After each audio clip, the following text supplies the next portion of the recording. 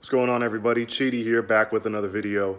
I want to talk a little bit about civility, Tiger Woods, ESPN, and all that drama going down with the First Take show, Stephen A. and Max Kellerman, and the fact that Tiger Woods had the audacity to call for and actually stand for respecting the office in regards to speaking about Trump and how he responded to questions about Trump.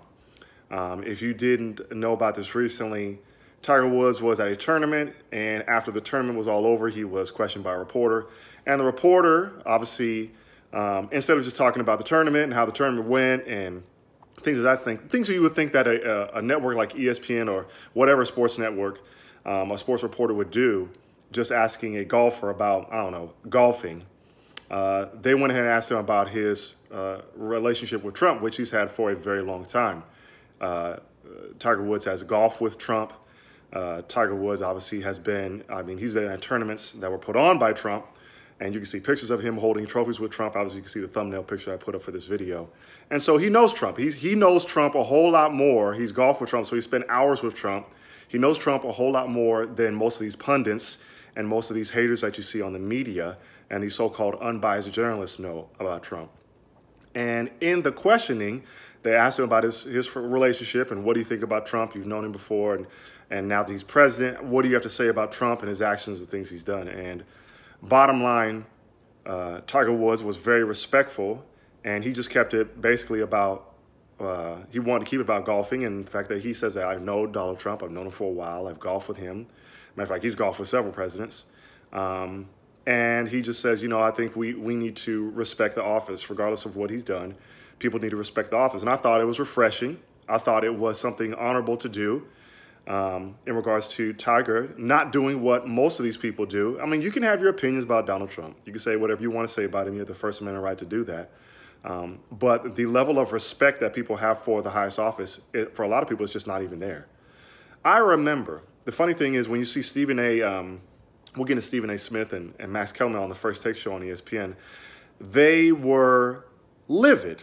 They were just so taken aback by the mere fact that Tiger Woods would, honestly, the fact that he wouldn't clown or speak negatively about Donald Trump. There was a problem about that, especially with Max Kellerman. Stephen A. Smith, he leans left, but I've heard him talk. You know, he's a good friend of Mark Levin, a very constitutional conservative. I heard him on his radio show. So Stephen A. Smith is kind of fiscally conservative, but I mean, he leans left, especially when it comes to social things, race, and all that stuff. But Max Kellerman is a full-blown SJW, no doubt about it. If he's given the opportunity to talk about something, he's going to come from a leftist point of view, period. So Max Kellerman, he's kind of hard for me to stomach, especially when it gets on topics like these. And so their level of disgust for the way that Tiger Woods called for the respect of the office was quite telling. And of course, Stephen A. Smith brought up the fact that, well, Tiger Woods doesn't really consider himself black anyways. And it's like, well, he can't just solely consider himself black. And I have experience with this, you guys, because if you watch my previous videos and whatnot, not only am I half Nigerian from my father, but also my mother is European. I mean, she's American and she was born in America, but I have German heritage through my mom's side. I have Danish heritage and some other as well, but I know Danish and German for sure. And so for me to just solely call myself black would be, quite honestly, it would act like half of my family tree pretty much doesn't exist. So when given the opportunity, when somebody asks me about, like, you know, what nationality am I? Well, I tell them, you know, I'm Nigerian, but, you know, I'm also white. And people might take offense to that, but it's like, but that's who I am, though. I can't deny half of my heritage, and because that's a reality. So when Tiger Woods calls himself Caucasian, and he recognizes his Thai heritage and, of course, his father being black and whatnot, that's the reality. And so black people can take offense to that, but what you're asking Tiger Woods to quite honestly do is just say, well, the rest of my heritage really does not matter, or my blackness is more important than my Thai-ness or whatever else kind of heritage. And that's racist. That's textbook racist, basically saying that being black is more important than being Thai. So one race is more superior than the other. That's textbook racism, y'all. So Stephen A. Smith took umbrage to the fact that he doesn't count himself just being black. And well, that's the truth. He ought to not just consider himself being black. I mean, he calls himself Caucasian, so he recognizes his blackness. He just won't make that all of who he is in the way he talks about himself. I think that's just being reasonable and being logical.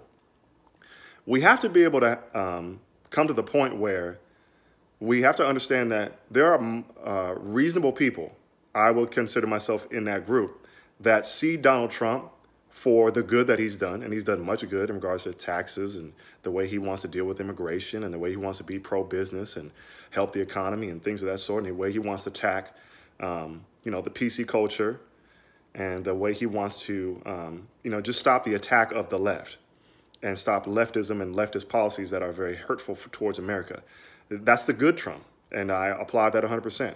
And then there's things that Trump does at times which I disagree with. I disagree with tariffs, this whole McCain issue, putting the flag up, bringing it back down, not wanting to give a statement, then giving a statement. That kind of stuff is the bad Trump. And every president has the good and the bad, but I still support Trump. I still, if given the chance, of course, I'd vote for him again because he's not Hillary Clinton. So that's a no-brainer right there. But I'm still always going to respect the office. Just like when President Obama was president, I had 100% respect for the office. I wouldn't waste my time calling him President Obozo, President Oblunder, or calling him, he's not my president. He's the president of the United States, and he is my president, and I'm an American citizen. So that's just the way it is. I didn't vote for him, but I'm still going to respect him. Number one, as president. Number one, as a man. He's made in the image of God, no matter how he feels about that, and no matter how he lives his life. So I'm going to honor him and show him that due respect for that reason alone. But some people just can't do that. So, like I said before, people, I don't think I mentioned this before, but I remember in 2008 when the campaign was going and then President Obama became President Obama, there was a lot of black people that took umbrage. They took offense to the fact that people would address President Obama as just Obama. They would say, well, Obama did this, or, Obama said that. And they would take umbrage and be like, you can't call him just Obama. You need to respect the fact that he's president. You need to call him, address him as President Obama, which I found quite hysterical nowadays because now people won't even call Donald Trump President Trump. They'll say he's not my president. They'll just call him 45, or they'll call him Donald by his first name. And so I find the hypocrisy quite illuminating of people. And most of these people are leftists. Most of the conservative people I see, they're respectful. They disagree with positions that a Democrat or a leftist would take, but they can still respect you as a human being and respect whatever authority and office that you sit in.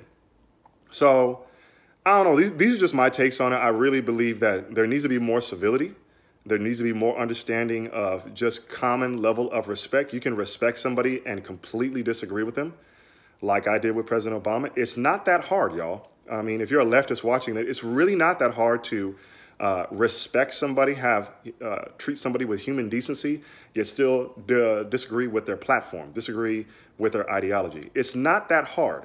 If you're reasonable and just take your time and be patient and not just be full of emotion and operate on that, it's easy to do. But that's just my take on it. I've always liked Tiger Woods. He's been outside of the whole scandal with his wife and and all the women's and everything, he got caught up with that. I have no respect for that. But outside of the rest of the way he's handled himself, the way he does interviews, the way he articulates himself, I've liked him as an athlete. And this even more so shows me why I have a lot of respect for Tiger Woods in the way that he won't just follow the crowd like everybody else does, and a lot of the athletes are doing, and just condemning Trump and disrespecting him. He actually just like, you know what? I know who he is. I spent time with him, and I'm not just going to condemn him. I'm going to respect the office regardless of who's in there. So anyways, y'all, that's the time I got. Let me know in the comment section what you think. Go ahead and like, comment, share, and subscribe. Appreciate you watching the video. Catch you on the next one. I'm out.